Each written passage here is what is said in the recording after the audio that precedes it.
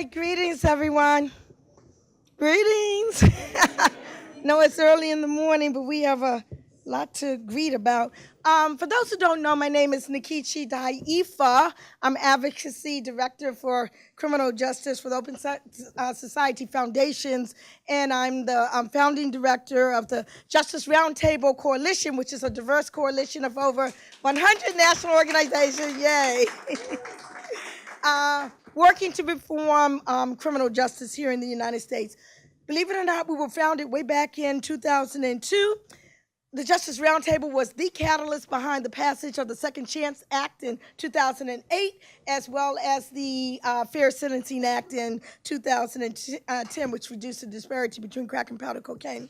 So, as convener of the Justice Roundtable, I am thrilled that the advocacy of the many organizations that are part of the coalition in the area of executive clemency has culminated in some very exciting and memorable moments for formerly incarcerated people who have been granted clemency.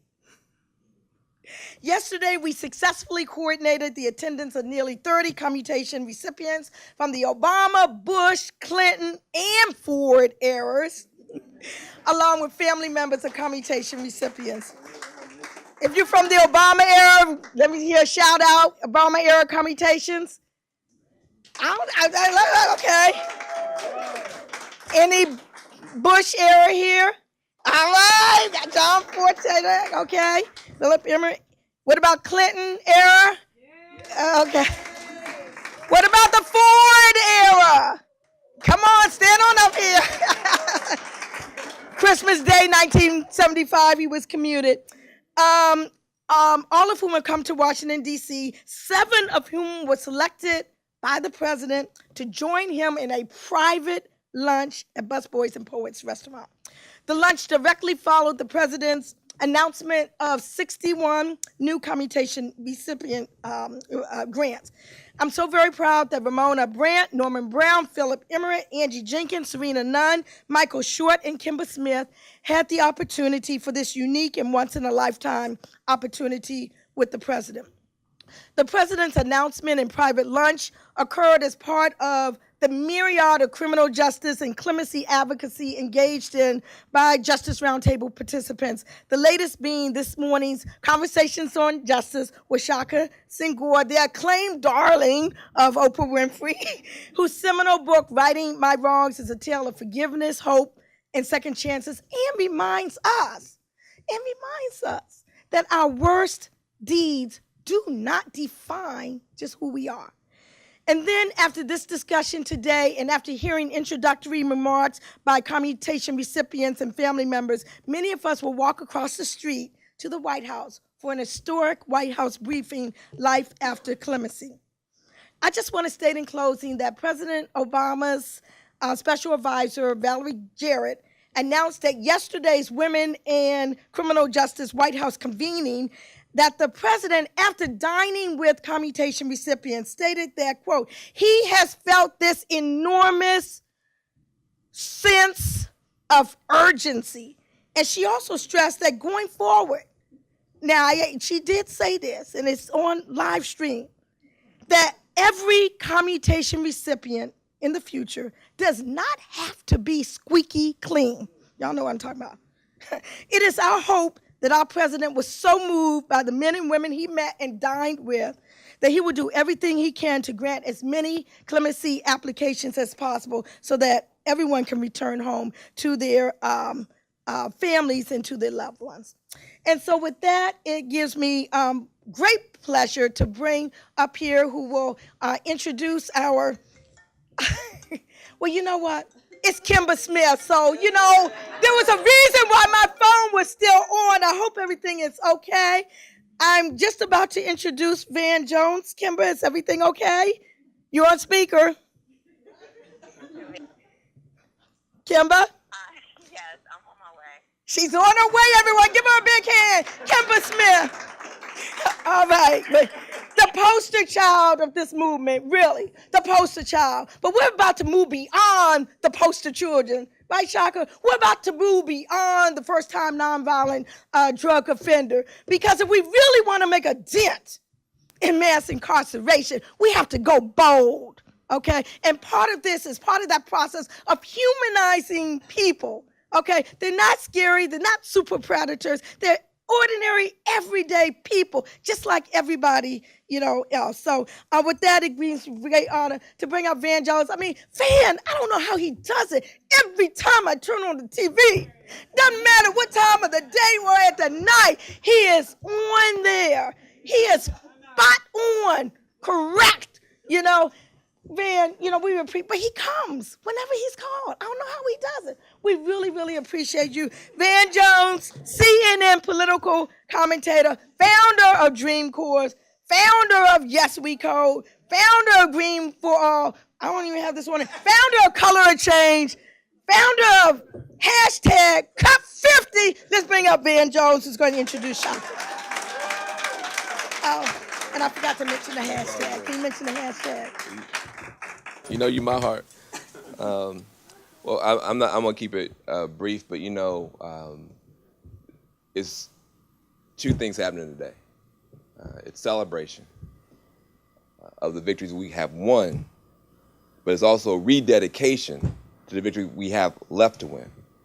And that's always the tension in this movement. I can't tell you how many times we've been in this very room, joy and tears, fighting each other, trying to continue this progress, this forward march.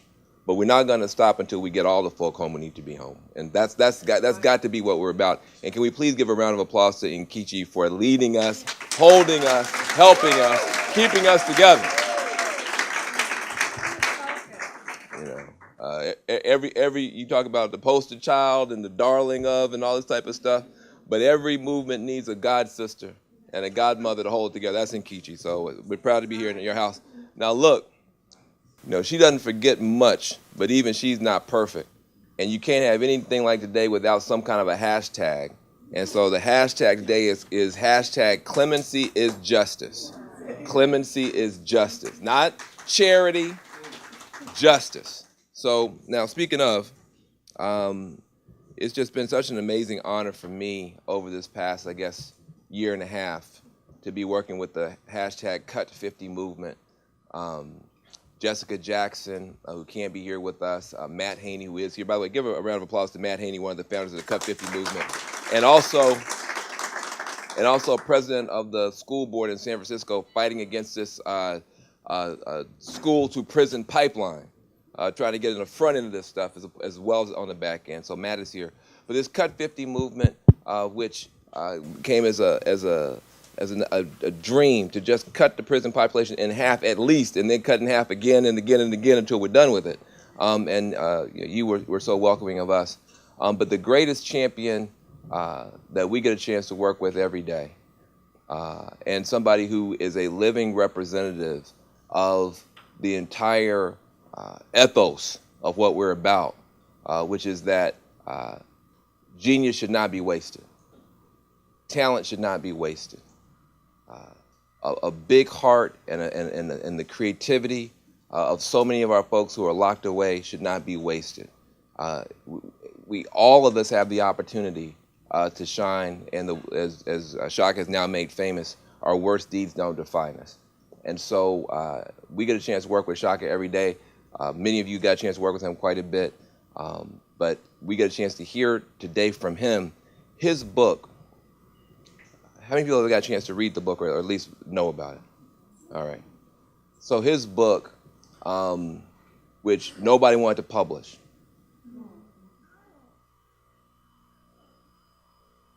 His book, which nobody wanted to publish.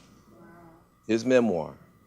So he and his partner, Ebony, self-published it.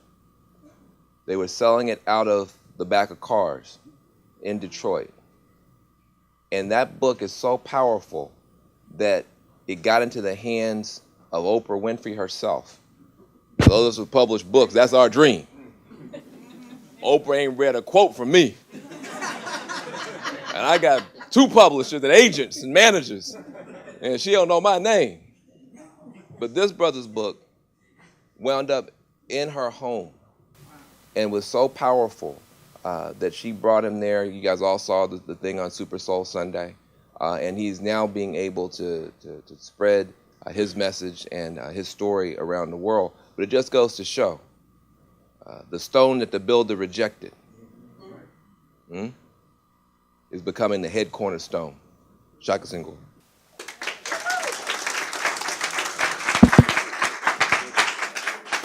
Hey, good morning, good morning, good morning.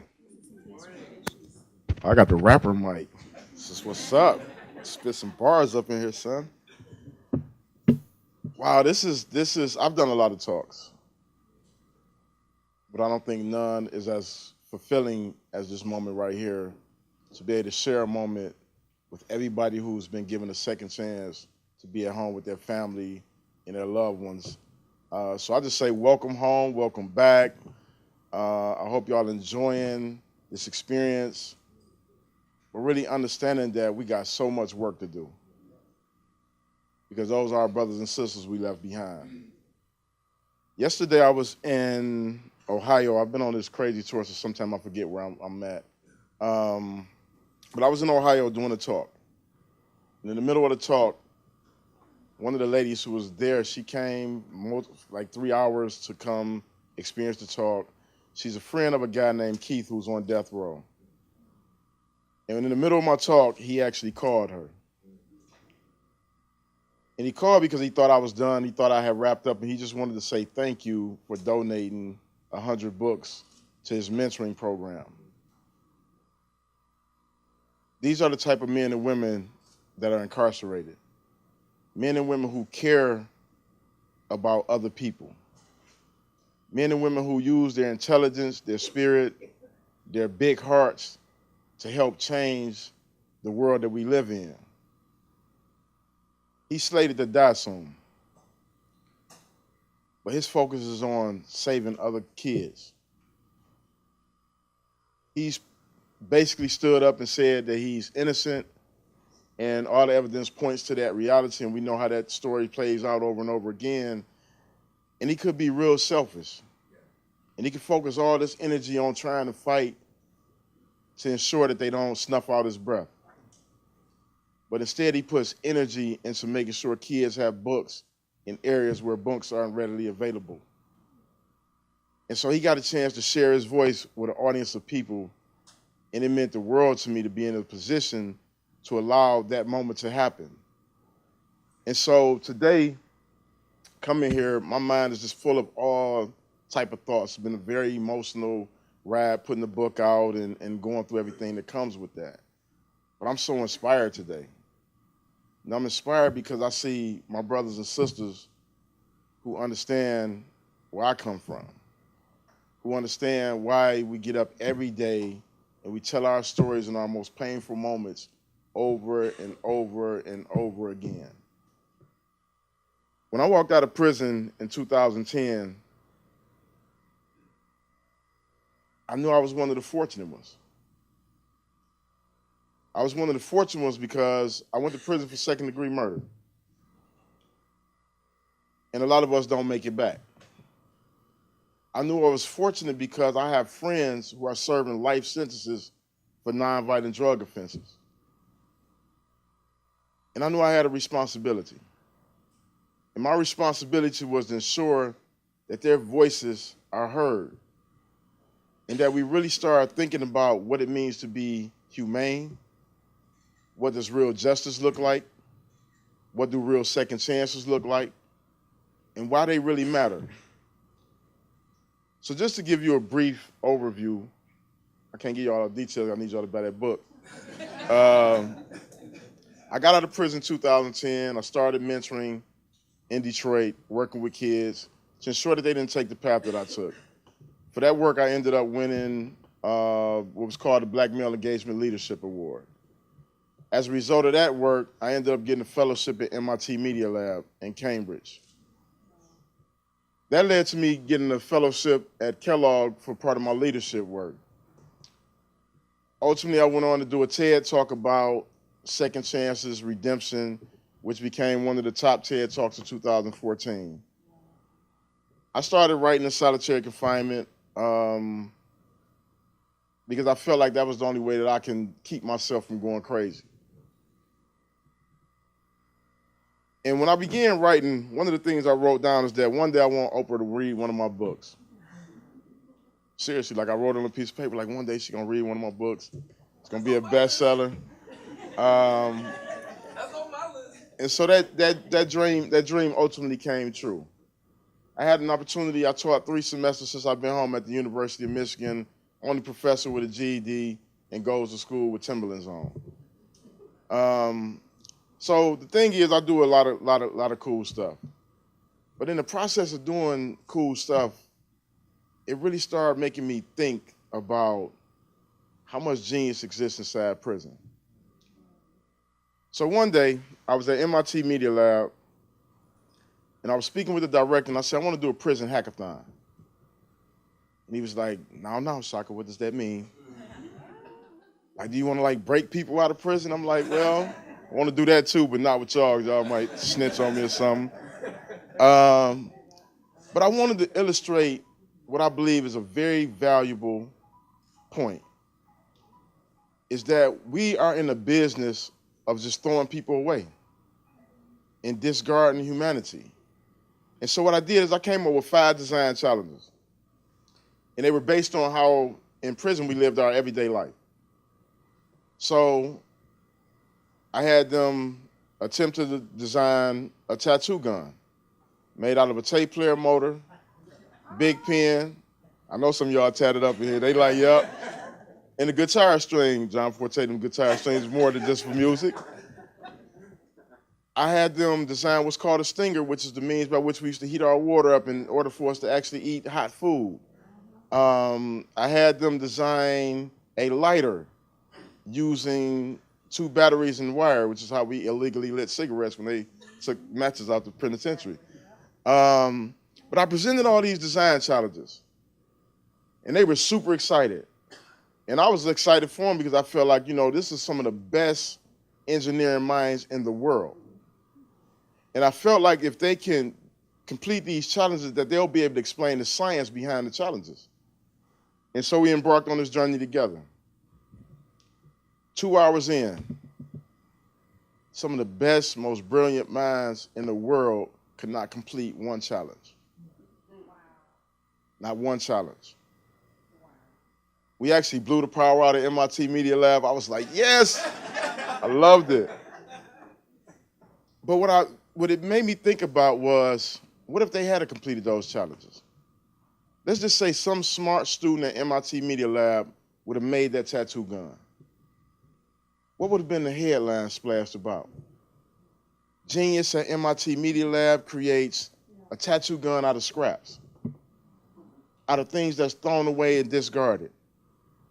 Genius at MIT Media Lab made a lighter out of 2 batteries and a wire. Genius at MIT Media Lab. When you do that in prison, you get thrown into solitary confinement. You're labeled as being incorrigible, as being disruptive, as being a violator of rules and protocol. Because we have a tough on crime mentality. So we have to overreact to everything that doesn't fit within the neat boundaries of these lines created arbitrarily by people who don't remotely understand the men and women that they're responsible for dealing with. So when you think about that, think about what would be a smart model. What would that look like? So say you're in there creating a tattoo gun. Clearly you have some type of engineering experience, the ability to innovate and iterate. So why not look at that and say, you know what? Yes, this is a violation of rules, but here's a program we can put you in that allow you to use that same skill set for real world application. How hard is that? It's not that hard. It's not that big of an ask. When we think about where we at in terms of criminal justice reform, we say cut 50. And people are like, oh my God, what does that mean, cut 50? But those of us that's been inside, we know that there are people inside for nothing, but they couldn't afford to pay child support because they're eligible for parole and the officer's having a bad day and said that this person cussed. So it continues their sentence. We know what happens inside there. We know that it's fixable. We know the level of mental illness that exists. One of the things that I'm a firm advocate for is the abolishment of solitary confinement. Thank you. Out of 19 years, I served 7 in solitary confinement. And while I was in solitary confinement, I realized how distorted our thinking is when it comes to criminal justice. Because we're not even conscious of what's happening on our watch. We've allowed some of the most vulnerable people in the world to be abused, to be dehumanized, to be degraded, to watch their mental capacity deteriorated further by the treatment that they receive. And this is normal in our society. We've bought into the idea, hook, line, and sinker, that tough on crime is a solution. But I always ask people this: what do you expect to get out of a person when you pour nothing but bitterness, anger, hate, degrading behavior into? What is the logical outcome? Like, I would like to believe that we're one of the smartest societies in the world, and that we can logically deduce that if you degrade and dehumanize and mistreat people, the logical outcome is that they're going to do the same to somebody else, because hurt people hurt people. Khalif Browder, in June of last year, committed suicide after being released after serving 3 years on Rikers Island for a crime he didn't commit. 2 of those years was in solitary confinement. And what he experienced in there basically destroyed the essence of his being. And when the pain became too much, he decided to kill himself. Now, he's become a martyr of the movement, but for those of us that's been inside, we know that this is an everyday occurrence, that there's somebody attempting to take their lives because they have been dehumanized and been beaten down to nothing. And we've allowed that to happen on our watch. When I was giving a talk yesterday, I was talking about how in any other area where we invest, that we would never accept a 70% failure rate. If you invest in Google right now, if you invest in Facebook right now, and these stocks begin to plummet by 70%, you will pull all your money out of it. America's penal system is the only business that's running with a 70% failure rate that we continue to invest in over and over and over again. So, being here today, clemency is justice. I think President Obama is courageous for not only commuting sentences, but for actually being vocal about it and speaking out publicly about it. First president that actually had the courage to go inside a prison. It takes courage to do that when you have a political future ahead of yourself. So, as we think about what these second chances look like, why are they important? We think about all of us. How many people in here has made a poor decision in their life? How many people in here has made a decision that they probably would never tell anybody about because they're that ashamed about it and that embarrassed by it? Would you want that to be your identity for the rest of your life? That one moment for the rest of your life. There are families that are being destroyed, communities that have been destroyed because we're holding people hostage for one moment in their life, one poor decision in their life. I think about where I'm at now today. I've lived a pretty great life. Life is awesome, actually.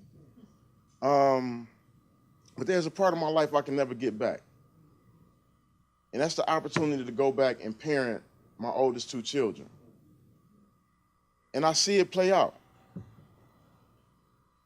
My son lost the experience of having a father to raise him because our system isn't designed to ensure that families stay intact, even when one runs afoul of the law.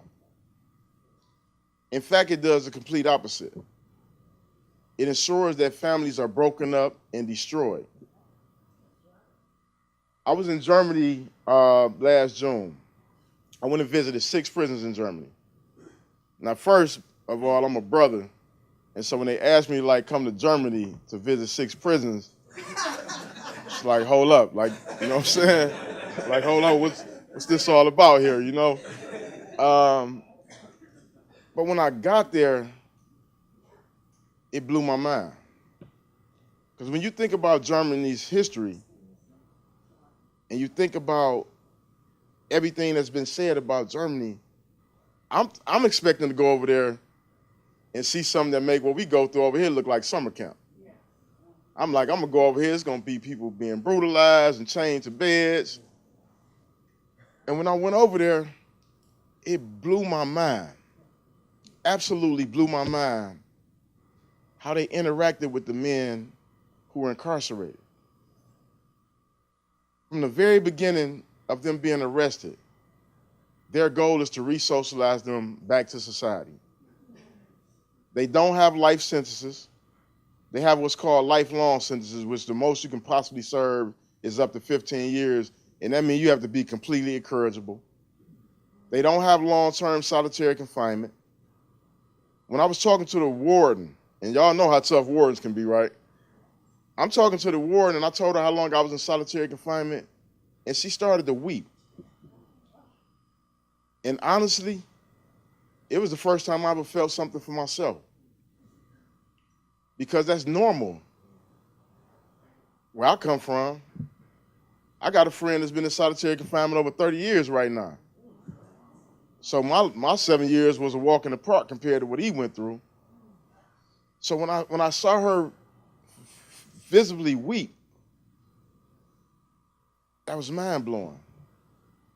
Conjugal visits, and not just the flat kind of conjugal visits, but the family connection that you have to make sure, they literally make sure that they stay connected to their family. Their families can come stay days with them. No matter what type of sentence they're serving, they can actually go home on furloughs, no matter what kind of sentence they're serving. That it's mandatory that they go home on furloughs because they want to ensure that they maintain their humanity and their dignity and their sense of purpose. And so when I came back, my heart was extremely heavy because my friends don't get that opportunity. You know, some of my best mentors are serving life sentences. And I could tell you without shadow of a doubt, I would not be the man that I am without their presence in my life. These men poured into me when I was in the most angry state imaginable. I was one of the most incorrigible prisoners you can ever meet. The warden said I was the worst of the worst. At 20 years old, I was in maximum security prison, one of the youngest guys in maximum security, because I wouldn't follow no rules. I actually made up my own rules, and then didn't follow them all the time. But there were guys inside who had been locked up since they've been 16, 17 years old, sentenced to life. And they raised me. They fed me books. They challenged my thinking. You know, I would go to the library and I would select 5 or 6 books. And when I would come to bring those books back, they would have questions about every book. And we would debate. Their biggest thing was ensuring that I was actually reading what I was selecting. And then they started selecting books from me. That's how I started reading like Plato and Frantz Fanon and all this political science and philosophy, because they held me accountable. They challenged me to grow. They gave me a second chance. The government never was willing to do that, but they gave me a second chance. And this is why this work is so important. This is why our presence in this room together is so important. We have to show people that not only are we worthy, but that we're fully capable and that we're willing to ensure that other people get a second chance. Thank y'all.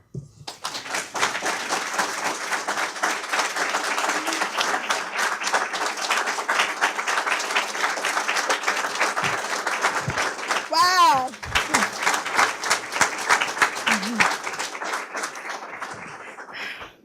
Thank you so very much, Shaka. Thank you very much for that.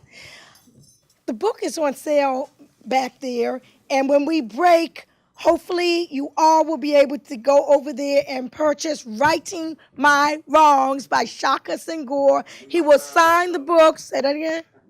New York Times bestseller. Yes. So it's right there in the back. The gentleman's holding it up. And just go to turn your head so you can just see. Come on out so you can say, come on out again. There it is. There it is. Right in my wrong. Okay. What we're going to do at this time, and that's I'm going to ask Mitch to move the thing. We're going to do this very orderly. And the way we're going to do it is in a very organized fashion.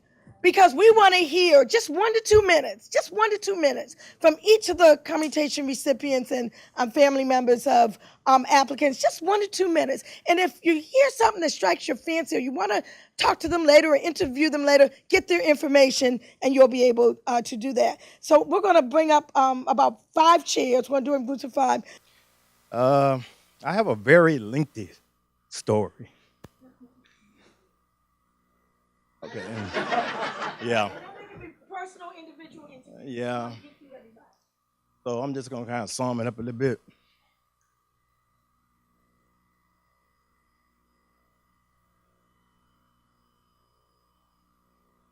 My situation is very hurtful to me. So I'm going to say this. I was a college student, an athlete. And my story basically is based around what I call 3-a-days. Because as a football player, we used to go through 3-a-days. It teaches 3 things: physical strength, mental strength, and endurance. And I had to use all 3 to endure my situation. I was listening to Kima Smith yesterday, and I remember something she said. It was a movement about the draconian sentences back in the late 90s, early 2000s, whereas a lot of people in society didn't know the sentences that people was carrying on their backs. And I was telling somebody yesterday, I'd be remiss if I didn't mention one person, Oprah Raquel. She did the documentary called Snitch, which I was featured in. And from that point, my whole life changed. For a person didn't know me, that seeked me out and actually beat the BOP down until they let her visit me and did the research on my case and found me. Today, I'm truly thankful for her. Because if it weren't for her, my situation would have been in y'all hands. I got sentenced in 1993 to 3 life sentences. I did 22 years on that. By the grace of God, words were sent to me in December 19, 2013, that our president and commander-in-chief, President Obama, was giving me a second chance.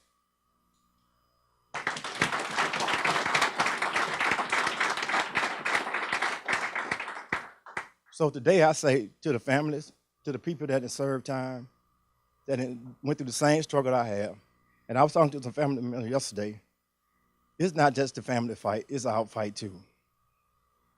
I have guys right now, and I'm proud to say that I know 7 guys that were serving life sentences that I did time with, that our president and commander-in-chief has commuted their sentence as of today.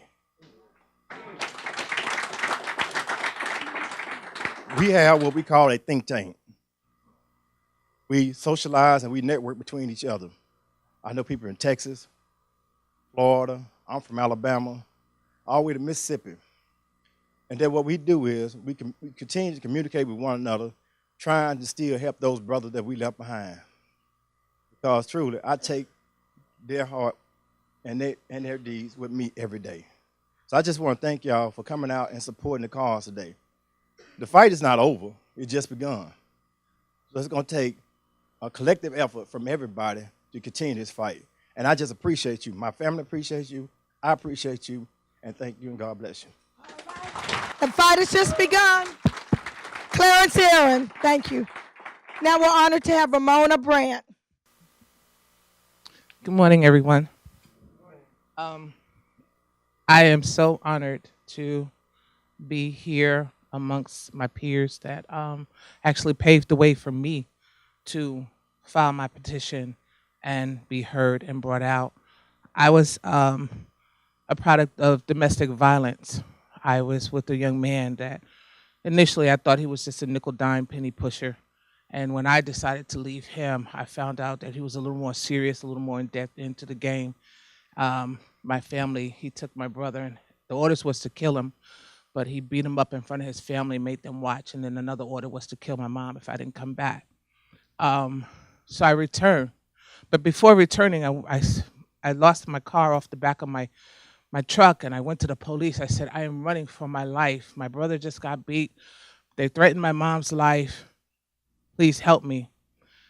The officer wrote me a ticket, got in his car, and went away. So I returned. Things got worse before they got better. When he was arrested, he knew he was going to do some time. His statements was, I don't want you, and I want nobody else to have you either. So instead of him protecting me for the sake of our children, he decided he was going to take it to trial. I didn't know any better. I took it to trial. I thought I had that right. Take your case to trial. I was wrong. The prosecuting attorney said she would see to it that I spend life in prison if it was the last thing she did. So my co-defendants, they testified against me. They were paid. Of course, they got lesser sentences.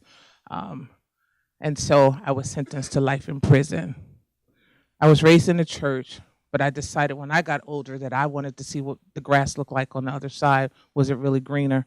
And that's how I ended up with the young man. I'm not going to blame him for my situation because I believe that what I went through, I had to go through.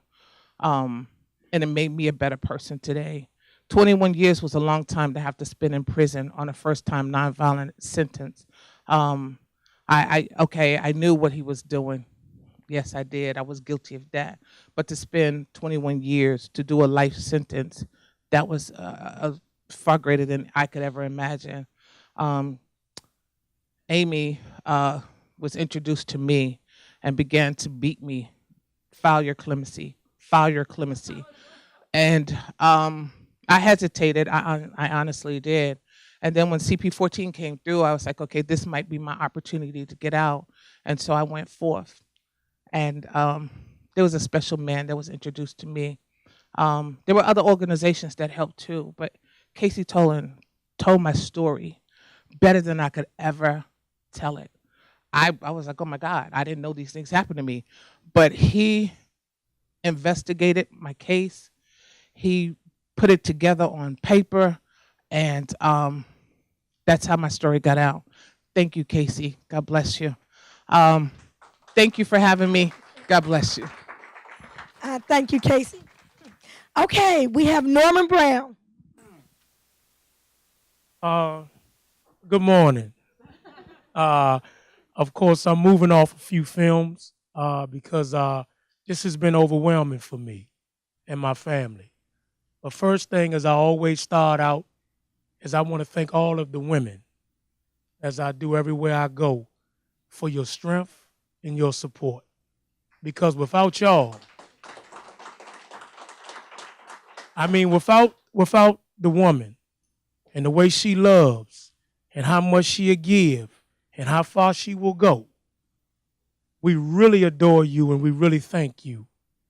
So I was serving 3 life sentences as well. And President Obama commuted my sentence July of 2015.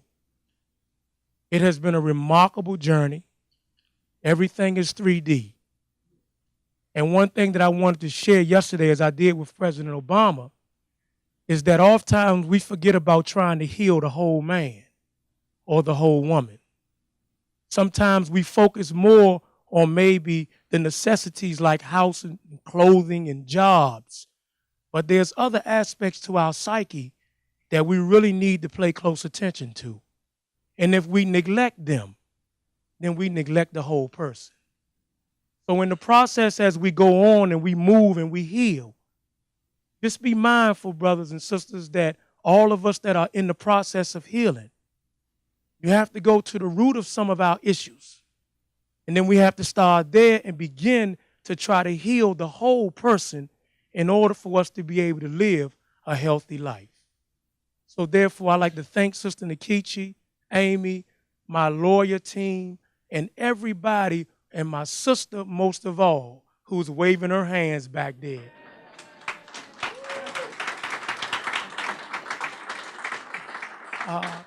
And I'd like to thank y'all. You're beautiful.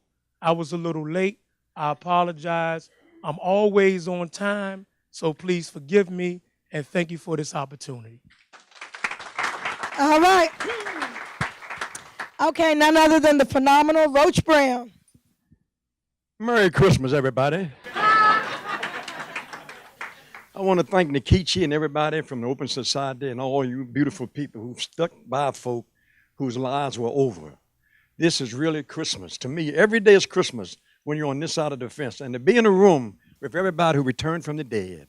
We were dead. And one of the best things that ever happened to me was getting a life sentence. And the second best thing was I went to the sane asylum because I had life. And he took me out of solitary and took me straight to the crazy house. And I stayed in solitary for about 8 months the last time. And I went to the crazy house. And when I came back from the crazy house and went back to Lawton, would nobody talk to me? 2,000 guys in the prison. When I walked over, everybody hiccup that crazy roach. And everybody leave. That hurt worse than solitary. That hurt worse than getting a life sentence. You got 2,000 people. And would nobody talk to me. And it didn't make no difference. I found out that if you got in touch with that inner voice, I didn't get no visits. My mother died, father died. The young lady I was going with married a cop. I thought that was the same guy to lock me up. You know what I mean? The Supreme Court refused to hear my case. This was in the 60s. Folks, people didn't get commutations and pardons back there then. You didn't do that. I filed 3 times. I was turned down by President Nixon. Fortunately, Ford gave him one before he gave me mine. Nixon came in next and he got his commutation or got his pardon. But what I'm saying is, for us to be here today, when we know that we were dead, folks are committing suicide, and I got a radio show, and every week I talk on the show, and it hurts. I cries every week when I hear stories about Miss Johnson, Hardy, all these ladies and men that got life, 40, 50, 67 years, and I've been going to jail since I was 8 years old. I'm 72. And what I'm talking about right now, it hurts so deep and so bad. So my solitary experience was a blessing. It got me in a position where I started writing the words, Christmas in Prison. Then I wrote that to a play. I went around the prison and got 30 guys to join my play. Would nobody join the play because being an actor means you had to be a sissy. And you have company that night in your bed. Somebody going to knock on your bunk. We said we didn't care about that. We had a mission. We had a purpose. We started writing plays and put on plays all over Washington, D.C., all across the country, from prison while serving a life sentence. I was allowed out. Somebody mentioned earlier, the furlough program should be reinstituted. For those men and women who've been expecting to come out on pardon or commutations, we can use the furlough program to help them out. I ain't going to keep so much. It's just thank you for being here, and it hurts to see so many people and so much pain in here. But I want, again, like last night, let's keep together, people, because we got a lot of men and women who need what we got. We got hope. And every day that you're on this side of the fence is Christmas.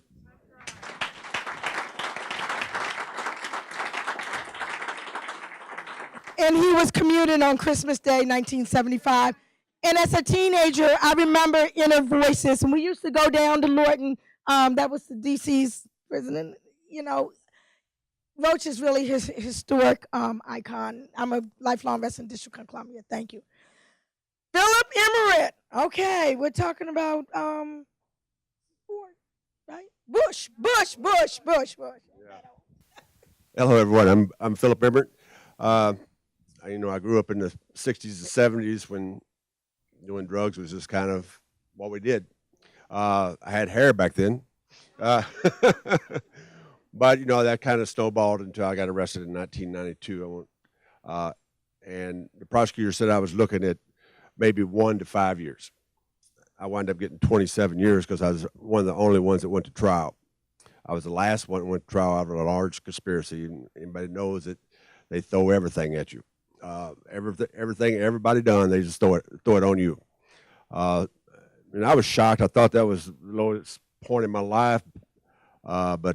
So when I went to prison, I didn't care about anything. I really didn't. I just thought I was going to die there. But about a year later, my wife had a car accident, wound up being paralyzed from the waist down. So I had a 6-year-old daughter at home, my wife in a wheelchair, and that was as low as I could go. So I remember getting on my knees right next to my bunk and said, Lord, either change me or kill me, but I can't go on like this anymore. And good Lord changed me. From that moment on, I just set my mind that I was going to prepare myself to leave. And then I got all good friends from Washington, D.C., which most prisoners don't even know that we have friends out here, started helping me to apply for commutation. Took 4 years.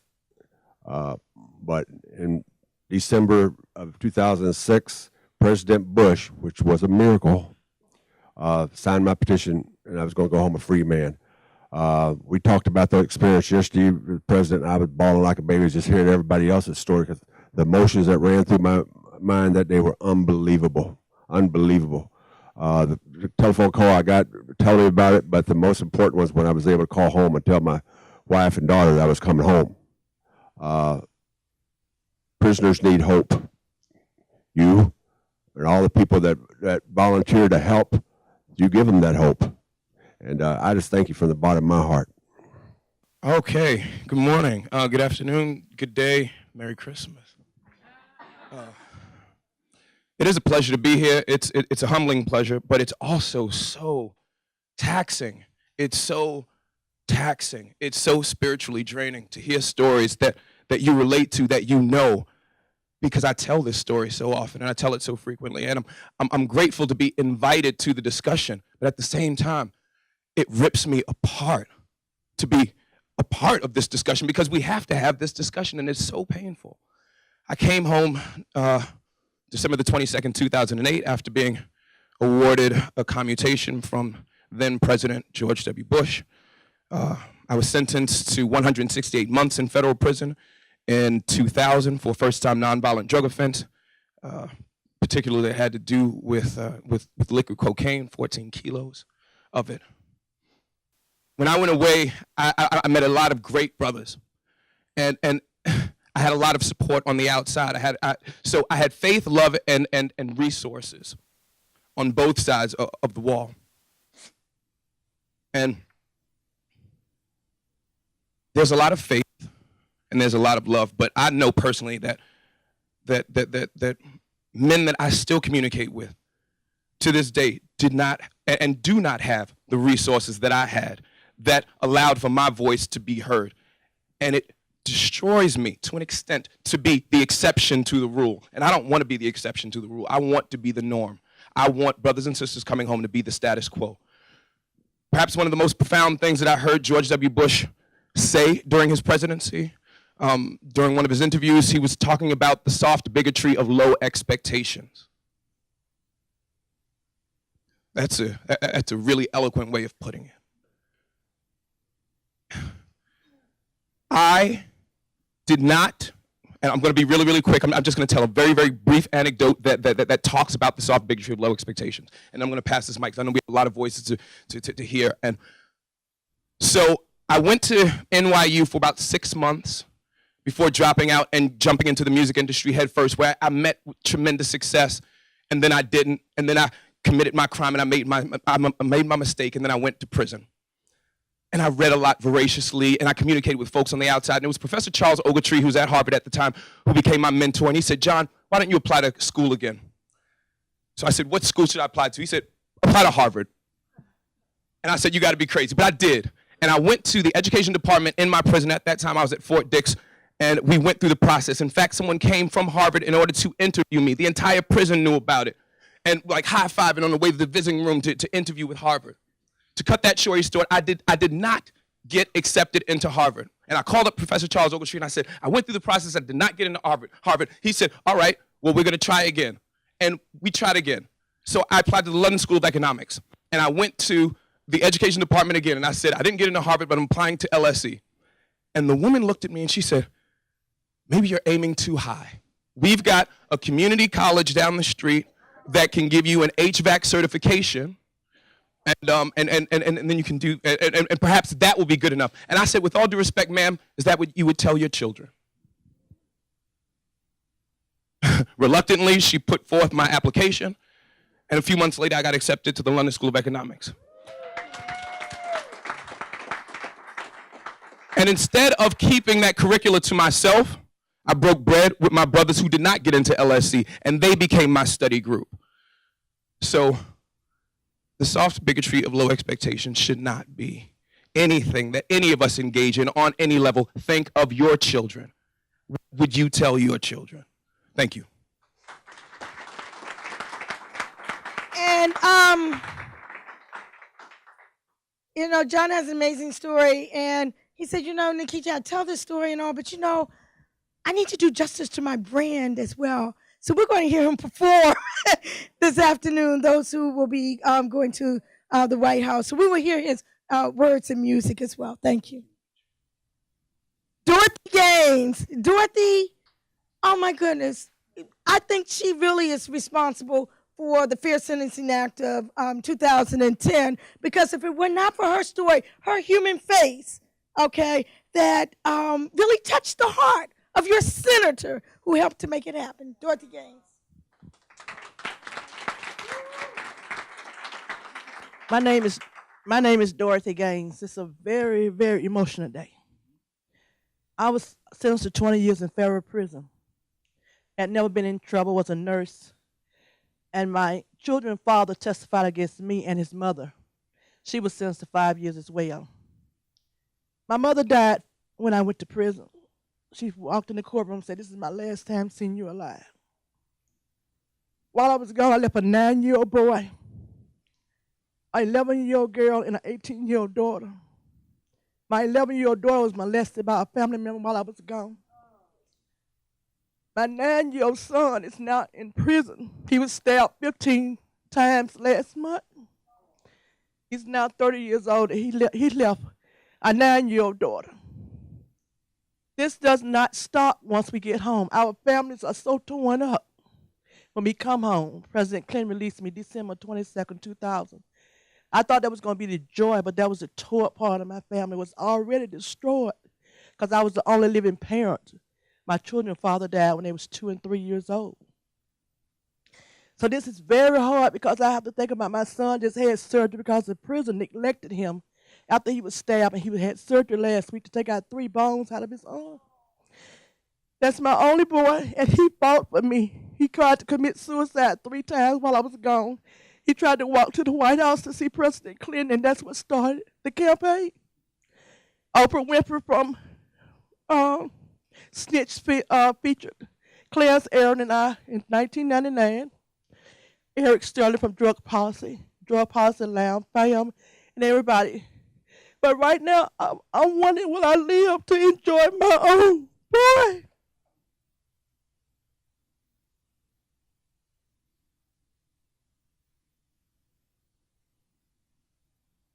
This is why we need more commutations. This is why we need sentencing reform. This is why we need criminal justice reform. This is why we need your voices. This is why we need the media to crack open the door. Okay? This is why we can do all of this. We can. Thank you, Dorothy. Eugene Haywood. How y'all doing today? I'm a little nervous, so just work with me.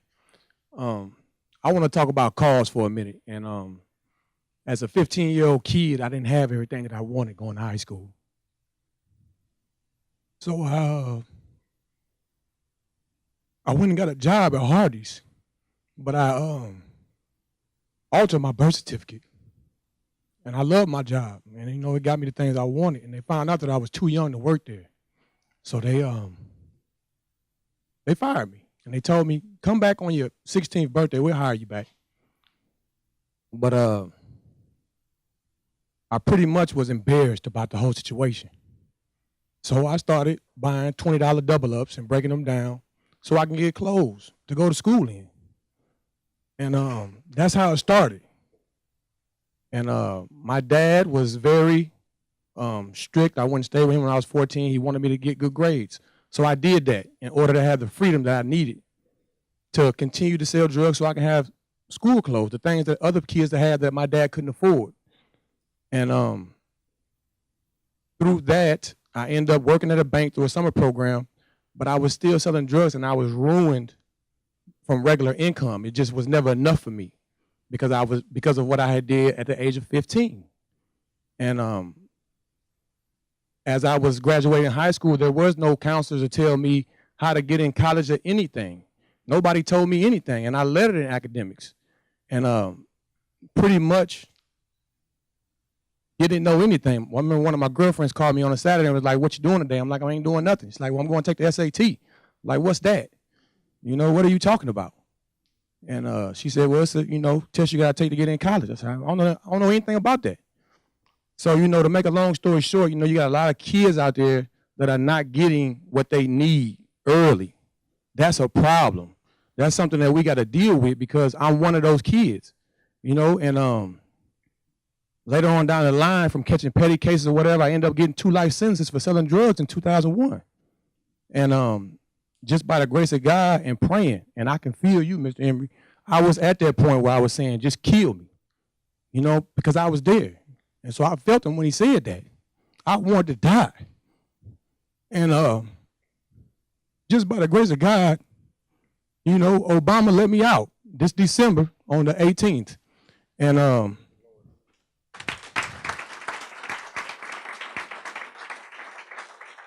and I just want to say, we got to focus more on our kids, and give them the proper understanding and the proper guidance and give them what they need in life. Thank you very much. All right, by the grace of God, thank you very much. The other day I went to the airport. It was at midnight, and I picked up Angie Jenkins. Little did I know that the next day she would be dining with President Obama at Busboys and Poets. Angie Jenkins.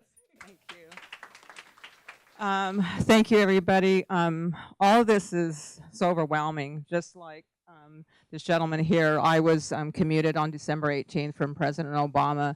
I'm still under the halfway house umbrella right now, so it was a miracle that I actually made it because they had only a few days to get me off my bracelet, and I was actually amazed. Coming here and just seeing Washington, D.C., seeing the president, it has been a very overwhelming time. I just want to thank everybody that has been a part of this movement, all the people that have been having the compassion for all of us that have no voice inside.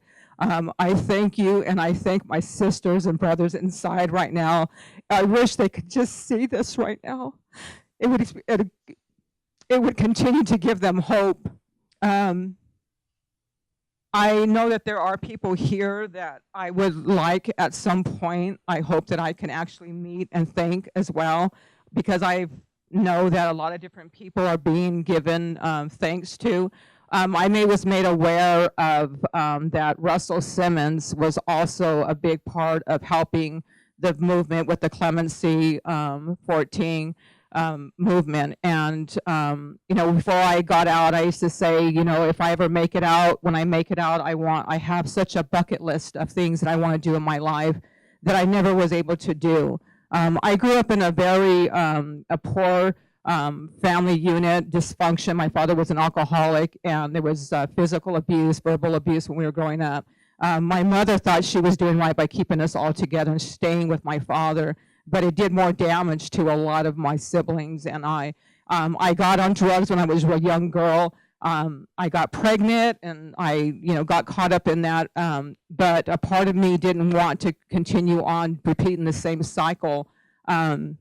when I almost lost my son was my turning point for me in my life, and I was a young girl still at that time. I met my husband, and at the time I didn't realize, because, you know, when you grow up in a kind of an environment that you only see, you know, down the road, and your view of what life is only your backyard or your street, your neighborhood, and you don't understand that there's so much more of a bigger world and there's so many opportunities. I end up marrying him and thinking that was a security for me to give to my children. But what would happen is that I would end up getting caught up in what he wanted to make extra money to help financially because of our financial situation. I found that it was actually harder to get out of that life than it was for me to get off drugs. Time took its course, we ended up getting arrested, and we ended up going to trial, found out that that was the wrong thing to do. We didn't snitch on each other, everybody that was involved, and we all ended up with long sentences. I ended up getting 3 30-year sentences for a nonviolent crime. They were intended for drug kingpins. I was arrested for 3 pounds and ended up getting 3 30-year sentences. They ran my time concurrent, and my husband passed away while we were in custody, and so he never had the opportunity to have that freedom.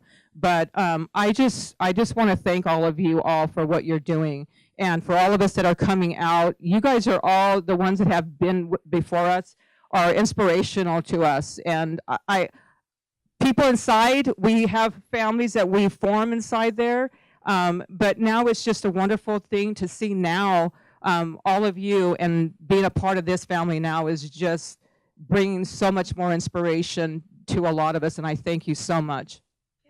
And we thank you, Angie. Thank you so very much. Jason, I don't know what it is. I think you're really my brother or something. I just, you know, you're so energetic. I'm so energetic. It's just some special connection here. Jason Hernandez. Hello, everybody. My name's Jason Hernandez. I was sentenced to life without parole, plus about 300 years for a first-time nonviolent drug offense. I look at a lot of people in here, and I see your faces, and I hear your names. And even though I never met y'all, I would read articles about y'all, see y'all in books, and I feel like your family because y'all were there for us when nobody else was. And I just want to thank y'all so much for that. If I could do anything just to repay y'all, I mean, I feel like I'm doing that right now, and I know I could do more, and I will do more. But, you know, my story is kind of like any other kid, minority kid growing up in a low-income society. You know, my brother was a break dancer. I wanted to break dance. He was a boxer. I was a boxer. He was a skateboarder. I was a skateboarder. He ended up selling drugs. I ended up selling drugs, and I don't blame him for that. It was my fault. My brother went to prison. We went to prison. He went to prison. I went to prison with him together. He got murdered in prison. But then that's when I said that, you know, I'm not going to get murdered in prison. And that's what changed my whole life, that I wouldn't be here today had it not been for my brother. And that's sad that it took my brother for me to awaken. But on that day, it just instilled a fire in me that I was going to do everything possible to better my life mentally, physically, mentally, spiritually, and live like I was going home tomorrow, because I believed that I would if I just lived my life right. But not only for myself, but I wanted to help so many people out in there, because there were so many people, minorities, serving life without parole sentences, and it seemed normal to me. But it wasn't until I educated myself, read Michelle Alexander's book, The New Jim Crow, that awakened me, that it wasn't normal for me to think that I was supposed to be a drug dealer, that I was supposed to go to prison, that I was supposed to be in a gang. But I just want to thank, you know, Michelle Alexander. She had so much to do with everybody, this whole movement, basically. And she does, I mean, she gets a lot of credit, but she should get more. But I started an organization in there called Crack Open the Door, dedicated to first-time nonviolent crack cocaine offenders serving life without parole. And because I know President Obama, he went to a prison, the first to ever do one, and he said he could be any one of them inmates had he not lived in a more forgiving society. And there's no doubt that he's right, because in them prisons, there's some of the most greatest minds, individuals that you will ever meet, that without a doubt, had they just lived in a more forgiving society, that they could have been legal aids to the president, attorneys, and even the president himself. And believe me when I tell you that. And since I've been released, I worked for a full year at a nonprofit restaurant where we hired nothing but formerly incarcerated kids that I mentor and help cook. I still help individuals in prison, file petitions for individuals serving life without parole. And you know, I go around school speaking, juvenile speaking. But I realized that no matter what I do in my life, no matter what accomplishments that I make, and it was something that I knew that hit me instantly upon my release, that I'm always going to be an ex-felon to the day that I die. It doesn't matter what happens, what I do. But that's okay, because that instills that fire in me to make every day, to make sure that kids don't have to go through what I went through, to go to prison for life without parole, to learn right from wrong, that they don't have to go to prison and be murdered like my brother was, and to prevent mothers having to go through what my mother had to go through, kids having to be raised without their fathers. So, I know the president gets a lot of slack for people saying that he's not doing enough, but I wouldn't be here today. There's no doubt in my mind that me and a lot of these individuals would have died in prison had it not been for him. He didn't create this war on drugs, and it shouldn't be completely on him to end this war on drugs. We all got to help. That includes me and everybody that's been released by him. And right. that's my mission in life. All right, Jason Hernandez. Yes, indeed. Thank you. Hello, ladies and gentlemen. My name is Alton Mills. President Obama commuted my sentence December the 18th of 2015. I was serving of a life sentence, nonviolent offender. If I would have never got the 851 enhancement, which I believe that a lot of people in here that did time know what that does. When you get the 851 enhancement, it comes about two things that you have to do. Either you're going to take the 851 enhancement or you become a government witness. I took the 851 enhancement. I'm not a government witness. I can't do it. I wasn't raised like that. I come from a middle-class family. Senator Dick Durbin and my mother, they're very close. So my parents did a lot for me in this situation here. My attorney team, they did a wonderful job too. It's a wonderful feeling to be here amongst all the people named that I seen on the computer when I got my commuting. I was inspired by a good friend of mine, Leonard Smith, when he got his in 2013.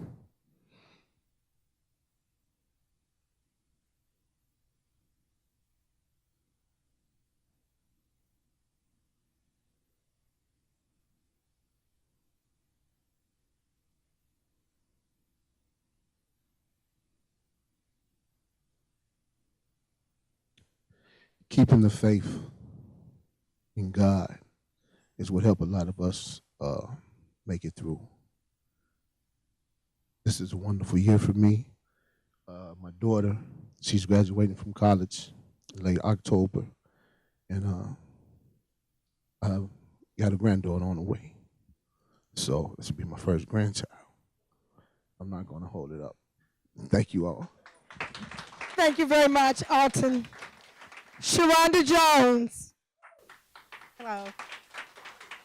First, I want to thank God for me being here today, because it's truly a miracle that I'm here. I'm still under BOP supervision right now. I want to say my story is long, so I'm not going to hold you guys up.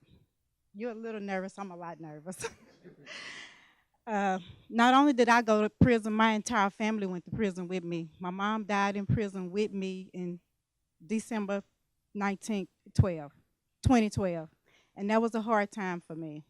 But I want to say today that being in the prison system, it's dark. It was very dark for me. You really don't have a voice in there.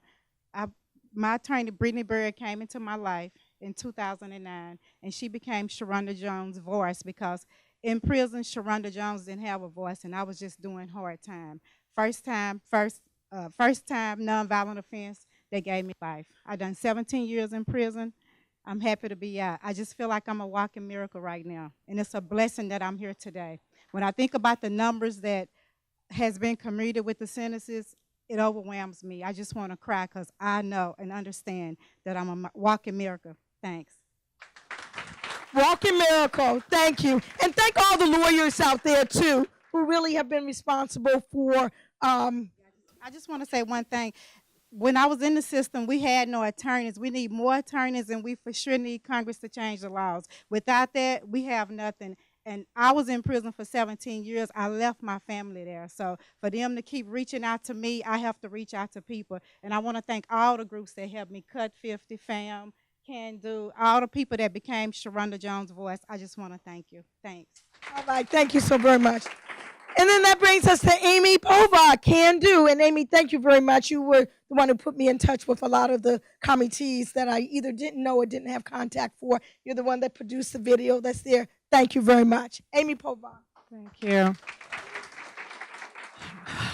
First, I want to thank Nikichi because you pulled a magic rabbit out of the hat, and you are the energizing bunny. The epitome of. I'm not going to talk so much about my story. It's the same story that we've heard over and over. What I would like to say is that we have a problem with the mindset at DOJ, and because I got to meet Sam Morrison, who worked at OPA, I know for a fact I wasn't going anywhere. Helen Bulwark had my case. She was second in command, and she wrote me up for a denial, and the more publicity I got and the more politicians, I had over 20 politicians who wrote supporting my clemency, and it made her angrier and angrier and angrier at me, and because they feel like if you're embarrassing DOJ, they don't want your story out there. And I had the good fortune of growing up in Charleston, Arkansas. Senator Bumpers is from my hometown of 2,000 people. My parents used to play bridge with him. And we wrote to him when Clinton first got elected. And we got a letter saying, I can't get behind any of these cases. I support the drug laws. I did another 7-8 years. And my parents went back to him after I lost my 2255. I got a piggyback on Clarence Aaron. Snitch changed my life. David France saw Snitch. He Googled. He was hired by Glamour. He's gone on now. He's an Oscar-nominated documentarian. But at the time, Glamour had hired him to beef up the magazine with some serious stories. And he found my case. And he wanted an exclusive. He put my story in there. Once your story gets out there, like Ramona's, then the politicians will go, oh, I can get behind them, because the kingpin went free in my case. And I collected bail money, and I was sentenced based because of conspiracy for everything he had done. That's what really will change. And Casey Tolan, I want to thank you, because Amos Irwin put me in touch with him. Everyone in this room maybe knows somebody in the media. And if you can tell that person in the media, will you please write about these people who are still in and get their story out? We can help them. And I have a whole top 25 women on the website if people want to look. And I just want to say we all can do more. We all can do more. And thank you, Nikichi. Thank you so very much. All right, Serena Nunn. Thank you. First, I would just like to thank Nikichi, and I want to thank all of you for being here. I'm going to try to make this a 30-second version. I do understand we're under time constraints. My name is Serena Nunn. In 1989, I was charged and convicted along with 23 or 24 other co-defendants. Ultimately, a federal judge sentenced me to 16 years in prison.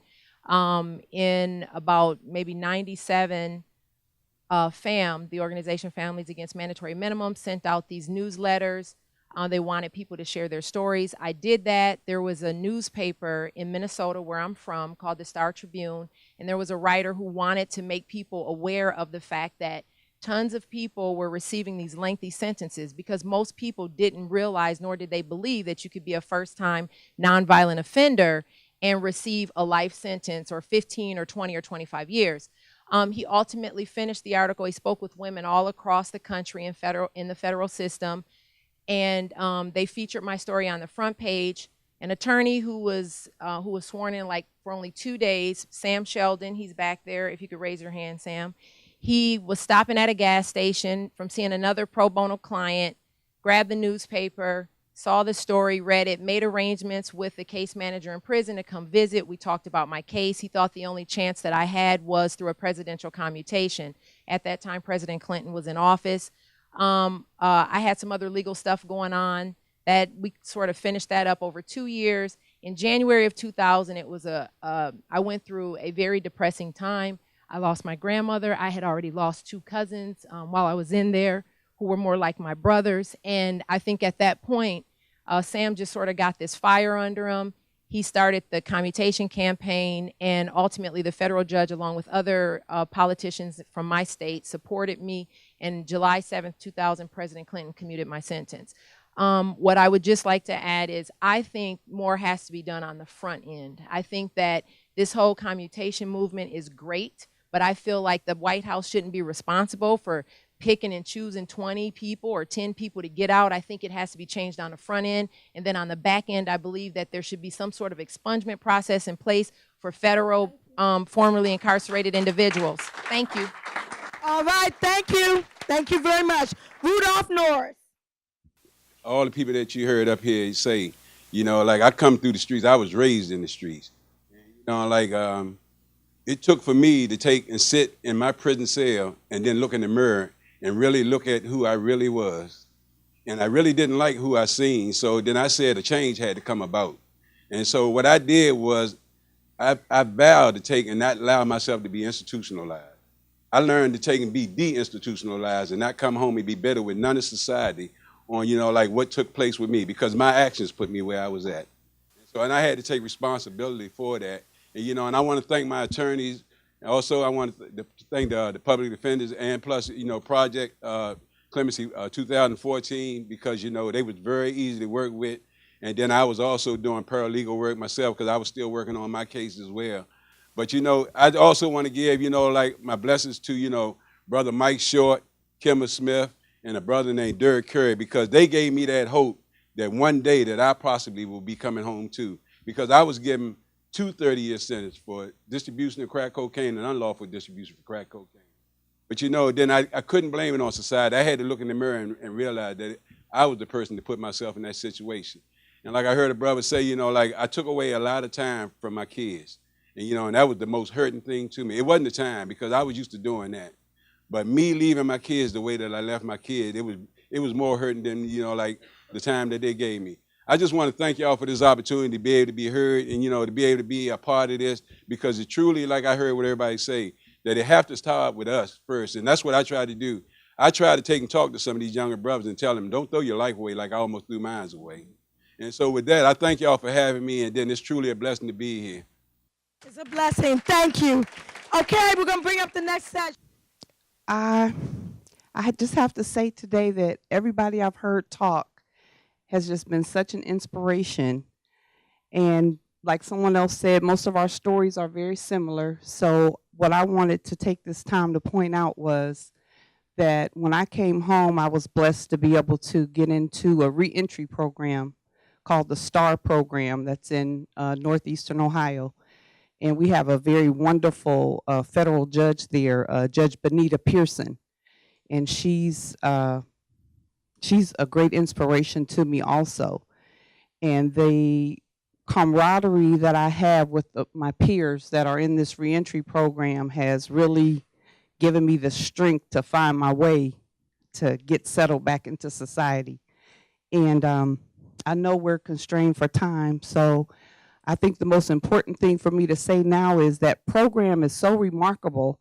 The only thing that could make it better is if we were able to use it as an alternative sentencing vehicle to, instead of getting all these damaged people trying to be repaired after going through prison, if we were to use that program to give maybe a year or so for someone to have a chance to successfully complete the program, then maybe they would never go to prison in the first place. And I think we've arrived at that juncture in society. I think society is ready for that now. We're moving away from the whole tough on crime perspective. And I just hope that for others that come behind us, that they won't have to go through the trauma and the damage and the disconnection from society that we did. Okay, thank you very much, Shauna. And Michael, we apologize for not having you. We couldn't find you. I don't know who found you in the White House finally, FBI, Secret Service, whatever they found. I looked, I mean, I'm just, yeah. So, but you know, Michael actually testified before Congress a couple of times in support of when we were trying to get the legislation dealing with crack cocaine. So glad to see you again after all these years. Thank you for having me. I don't want to be repetitive, so I'll try to keep it brief. But I am the co-defendant as well of Norman Brown. I was released from prison by George W. Bush in 2007. I was sentenced to 19 years and 7 months.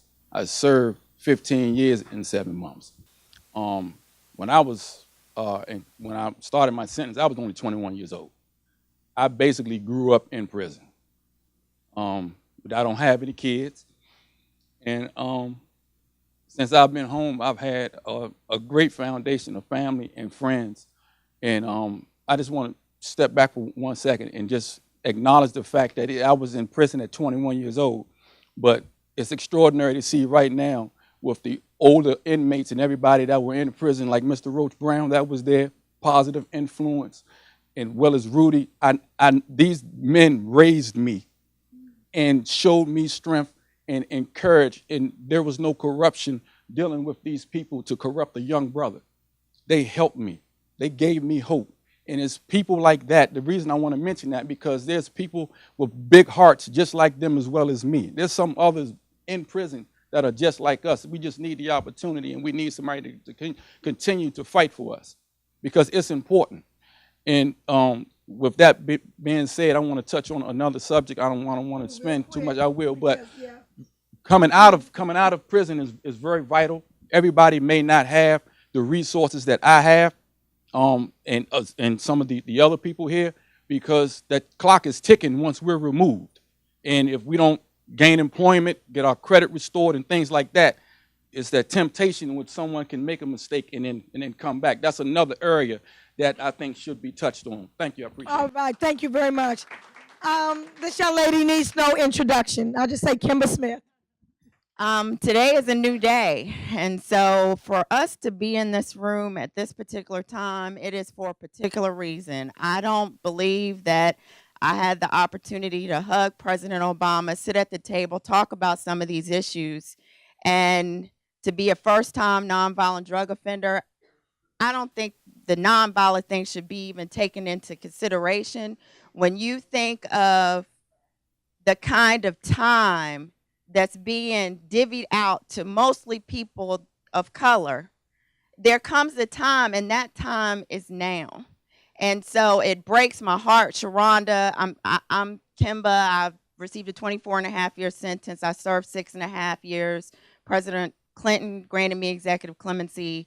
LDF, the Legal Defense Fund, they took on my case pro bono. There was a movement to bring me home. I became committed once I came home, regardless of the pain of telling the story over and over again. I give all of you all credit for coming here and revisiting this, even with us being in each other's presence. Ramona Brant, we were incarcerated together. She was the choir director in the prison where I was. And so when I reconnect with some of these women, PST, some of those emotions come right back to me. But going back to the time is now, and I'm so empowered for us to be in the same room. And I hope that there can be organizations that come together so that we can not just have this one-time moment. Our voices, know the power of your voice. When I first came home, I didn't know the power of my voice. That power of my voice has carried me many places. I don't have a job. If I was like anybody else and applied for a job, I would have a hard time getting one. My voice is what has helped me be where I am, allows me to be able to make a living. But don't be embarrassed or ashamed to share your voice. But with us coming together, I feel like in hearing some of these stories that we can be making impact to our youth on the front end, making impact to our legislators on the front end. And Shironda Jones, the last thing I'm going to say before I sit down, where are you? Raise your hand. I heard you, my sister, and I was just like you because you are just so blessed to have the president release you from prison. But as a first-time offender, serving 17 years, getting a life sentence, I hope at some point you elevate to the point of, you know what, thank you, God, but at the same time, this was not right. I shouldn't have been there in the first place. And so there needs to be alternatives to incarceration, because I missed out on 6.5 years with that young man right there, Armani Smith. And you'll hear me talk about some of the trauma, but I am so grateful to have him with me and for him to be graduating college, because I wasn't supposed to be released until January 2016 this year, and I would have been at his college graduation. But I'm so grateful for the time that I've had to bond with him. But it's time for others to have the opportunity. William Underwood's father, his daughters, I don't know if Mel West is in the room, but her mom, Mel, raise your hand. Oh, okay, all right. Well, they need their parents home. So thank you all for coming. Nikichi, thank you. Thank you. Thank you for everything that you've done to make this happen. Thank you. I feel like a prison guard. I say, oh, God. I'm sorry, y'all. It's just that I want Mikhail to be able to come up here and share, and that's the next group. I'm Beth Curtis, and I know my voice is horrible, but this is the best I can do. Well, you're right here. There are people back there. In 1994, my baby brother, who's now 68, was indicted in the Northern District of Florida, where he'd never lived, for 3 counts of conspiracy. Conspiracy to distribute, import, and money laundering. All conspiracy. I'll cut to the chase. In 2000, he was sentenced to 2 life terms plus 20 as a first-time nonviolent marijuana-only offender. So I was astounded. We couldn't believe that a nonviolent marijuana first-time offender would receive a sentence like that. So I started a website and started looking for others to see if they had them, and I found them. I'm not happy about it, but I have the website Life for Pot, advocates for nonviolent marijuana offenders with life sentences. There aren't a lot, but to think that there are any with 1 or 2 life terms is surprising. Craig Cecil is one of mine. He's from Chicago. He owned a trucking company, and they found that some of the trucks had some marijuana residue in them. I'm sorry, Nishika. You're standing right here to get lifeatpod.com. It's all there. Yeah, thank you. Comprehensive. Thank you. Beth Curtis, family member. Thank you all. And okay, these are family members. These are the names that you need to hear. These are the names that need to be shouted from the rooftops. These are the names that President Obama needs to hear. These are the names that the Office of the Pardon Attorney need to hear. These are the people that are still waiting. First of all, Vanessa Rosa, her father was just granted commutation by President Obama yesterday. So I'm going to just go to you first very quickly to say what you need to say. And we all going to have to be very, very quick and brief. But I hope that the media that are here will especially seek out some of these folk who are still seeking commutation for their loved ones, because it does make a difference. Vanessa Rosa. Thank you. As she mentioned, my dad is Ismael Rosa, and in 1994, he was sentenced to life in prison without parole for conspiracy to drug trafficking, crack cocaine. Our hope. I honestly did not know that all of these organizations existed to help those that are serving life sentences. One of the things that I need to voice out is there has to be a way where families can be aware of the programs that are out there to help those that are incarcerated. Like I mentioned, I had no idea about all of these organizations. Had I known, although I was very young when this took place, I was 18 years old when my dad was taken away from me. And 22 years later, yesterday, he was set free.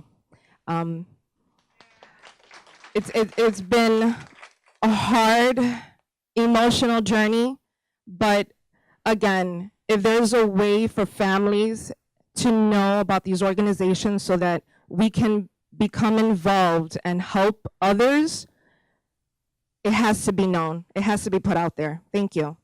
Thank you and congratulations. Tressa, I've heard so much about your mother. Thank you. Alice Johnson. Yes. Thanks so much, Nikichi, for having us, and Amy Povah for all the work she does with the Can Do Foundation. She does a great job of putting names and faces to all of this, to this movement. My mother is Alice Marie Johnson. She served nearly 19 and a half years of a life plus 25-year sentence she's a first-time nonviolent offender for crack cocaine related charges. And I wanted to say I was thrilled for all of the people who were commuted yesterday, but as Shaka was saying earlier in his talk, for every commutation there are people left behind. And we're one of the families left behind for now. We fight on. My mother, she's really bloomed where she's planted. She's become the prison playwright. And as Shaka was saying before, there's so much genius and talent in our prison system. And she's done so much. She's become an ordained minister. She's really turned her life around. She spends time encouraging me. And you think, okay, it should be the other way around. I said that in the video as well. But and I met Shironda and your mother. I don't know if you remember me at Carr as well. So I was happy to see that you were. Yeah. So, okay, but thanks. Thank you so much. And Shaka, that was White House. You're good to go. Clearing security, just to let you know. Jasmine McKin. I know I've heard. Oh, and Roach, I'll talk to you. Yeah. Jasmine McKin, my policy associate. Tell your story in 30 seconds. All right. So good afternoon, everyone. I know most of you know me as Nikichi Taifa's assistant, but I do have a brother who is currently doing a 15-year sentence in federal prison, and I am truly my brother's keeper. For all of y'all who know out there, I'm the person who makes sure he sees his kids, make sure he knows what's going on with the family, sending him money. I'm the rock in his corner. So for me to be here today around people who I feel like understand my struggle without me having to give too much information, that is a really refreshing experience.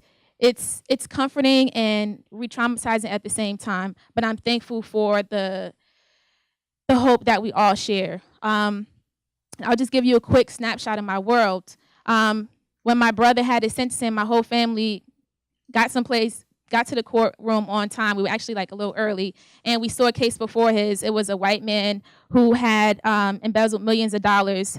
And long story short, his mom pled, his lawyer made the case, and this young man was sent home on home confinement. And this was the moment where my family said, okay, Jasmine, you need to go up there and talk to this judge, because we found out that family members could like say something. We just thought the lawyers could talk. And so I'm frantic, like I'm a first generation college student. I don't really know what I could possibly say to a federal judge. And so I get my thoughts together and I get up there and I tell them why they should not give my brother a harsh sentence. I look over in the corner of my eye and I see my brother, hands and feet shackled in a pink jumpsuit, and he has tears in his eyes because this is the first time he ever heard me speak so proudly of him and expressing the impact that incarceration would have on our family. He ended up getting sentenced to 15 years rather than the 25-year maximum that he was facing, but they sent him to Florence, Colorado, and my family's in New York. So this was really the beginning of that breaking point. I see you, Nikichi. But I know. So, he's thankfully been brought closer to us in Virginia now. But again, I just want to thank everybody for being here today. And I especially want to thank the attorneys because in Clemency Project 2014, because my brother is a clemency applicant right now, and he would not be if it was not for Clemency Project 2014 and the attorneys who graciously took on his case and worked diligently with me to make sure that it was the strongest case that they could put forth. Thanks. Thank you very much. Can all the lawyers in the room raise your hand? All the lawyers, whether you're Clemency Project 2014, Clemency Resource Center, attorneys in private practice, the federal defenders, raise your hand and raise them high. Because this lady's mama needs a lawyer. She needs a lawyer. Does she still need a lawyer? She needs a lawyer to file her clemency application. I've heard so much about her mother. I mean, so much. I've heard from Kimber, where's Kimber? I've heard about her mother from Kimber, from Amy. Everywhere I hear about her mother. Everywhere I hear about her mother. I was shocked when I found out for something that this not her mother. Yeah, we gotta go beyond the easy cases, people. We gotta go beyond the easy case. Very quickly. I took up half your time. That's okay. Hi, everyone. Hello. Hi, everyone. My name is Mikkel West. My mother's name is Michelle West, and I'm here fighting for clemency for my mom. She's been incarcerated since I was 10 years old. She went to prison in 1992. She's responsible for where I am in my career today. I'm a celebrity stylist. She's typed every resume for me and supported me and not been selfish in her situation, but she is serving 2 life sentences and 50 years. The clemency situation is because there is violence in her case, but she wasn't the gunman. The gunman was granted immunity for telling on my mom's drug conspiracy charges. So he never served any time, and my mom is serving all the time. And He never served any time. Her mom is serving all the time. And the break, give her your card, get her information. Because she needs the paperwork to be looked at so that it can be drafted, presented. right? It's drafted. It's all ready to go. We All just ready to need go. a second opinion Second opinion. so she can be let out and we can move on with our life. All right, thank you very much. I'm going to ask you all to go back to your seats so we can have 3 more sit up. Ktina actually is the sister of Tressa, so I should have had you come up with her. So just 10 Briefly. seconds, really, and Underwood family going and sit down. Okay, I'm Ktina Scales. Of course, that's my sister, Tressa, and my mom is Alice Marie Johnson. As she said, she served over 19 years. But a lot of people don't realize that I was actually arrested with her when she was arrested, and I was in jail with her for a week. And only because someone said that I was packing a car trunk full of cocaine. But thank God, my mama had the good sense to send me to Nashville to school, and so the week they picked was around my birthday week that I was here. I was in Memphis doing it. I was in Nashville with proof that I was registering for classes. I was moving into a dorm, but it still took 2 weeks, 2 or 3 weeks before trial. That's almost 2 years later before they would drop the charges against me. So I just want everybody to know that just because you didn't do anything and you're innocent, all someone got to say is you was there. So it could be me, it could be you, it could be anybody in this room. Thank you. It could be you, it could be me, it could be anyone in this room. Thank you so very much. Okay, so we have the Underwood family here right now. 1 minute each. We have Anthony Underwood, we have Ebony Underwood, we have Miko Underwood. You tell me which order you want to go. Eldest goes first. I just want to start off by thanking everyone in the room.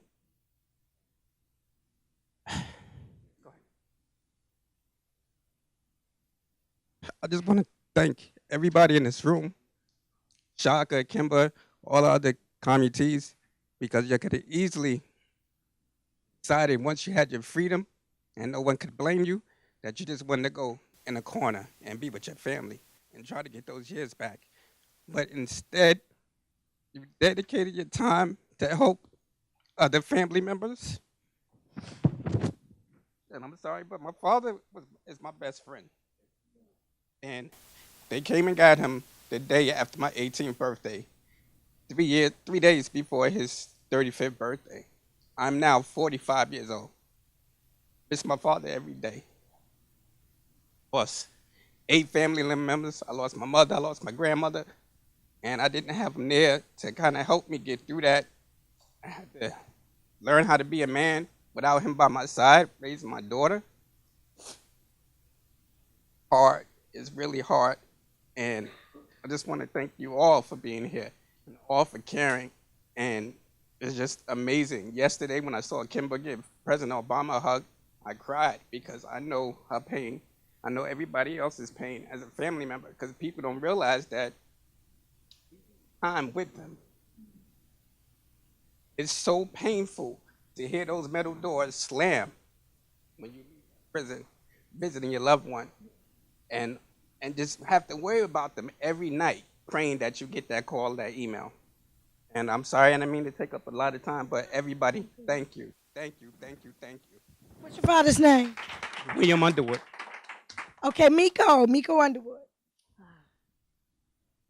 Hi everyone. I'm Miko. I'm the youngest daughter of my father, William Underwood. I wasn't prepared to talk today.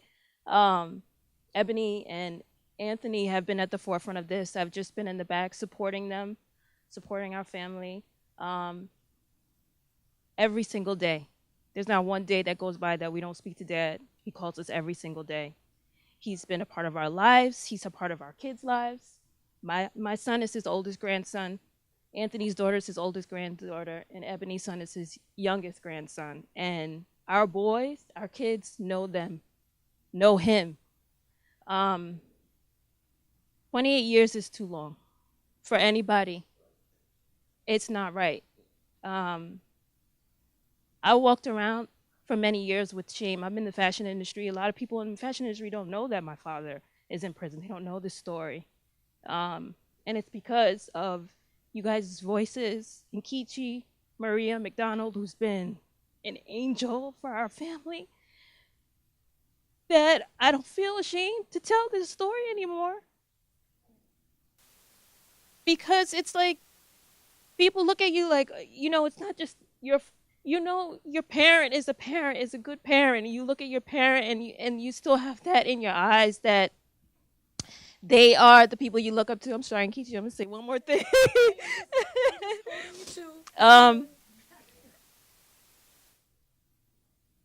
And we're just fighting. We're fighting for him. We're fighting for him every single day. And I want to thank everybody who has lended their support, volunteered their time, who is continuing to speak, who's continuing to be here for us.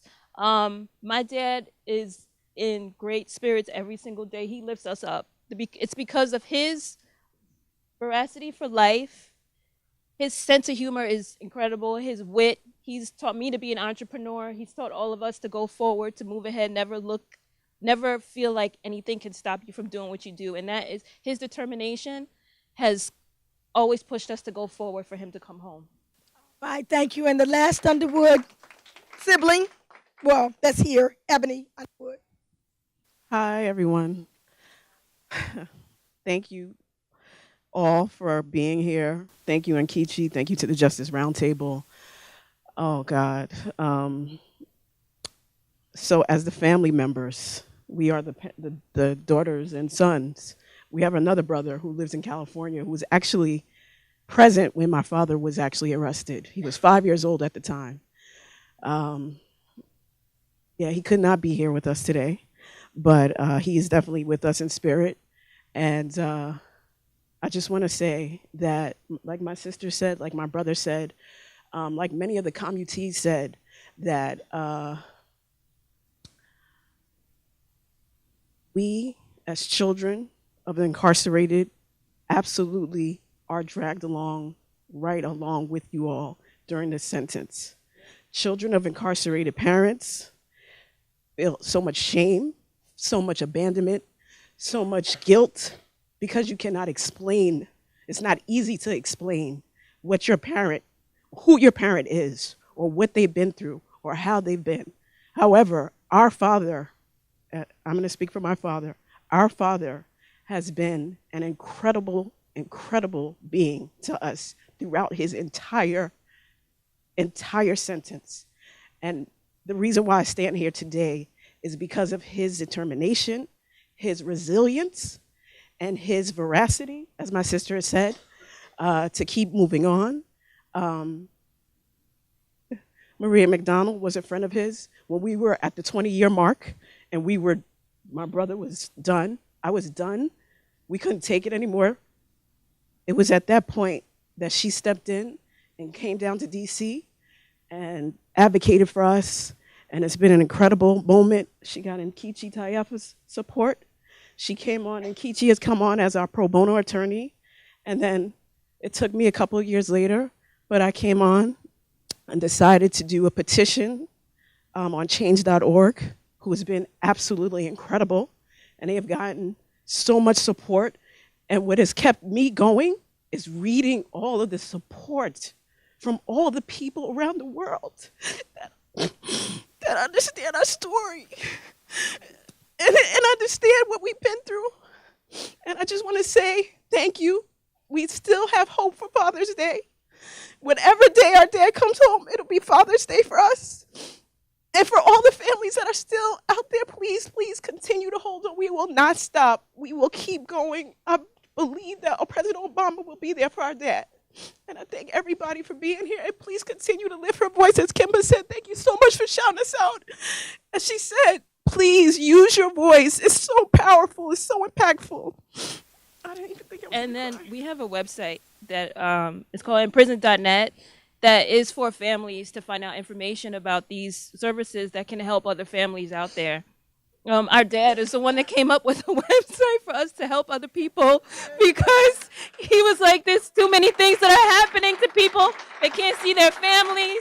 They get turned away at the door for the wrong bra, for want to look good, have their Barbie pins in their hair, whatever it is. Simple things. You can't wear cargo pants. Simple things that you never think of, that you have to strip yourself again over and over and over and over again every time you see your family. So yeah, we go through it with you guys, but we love you guys and we're not leaving. We're standing there. Let's give a hand for everybody, all of the communities. Ricky McCall, let me just give you a shout out. She didn't get it.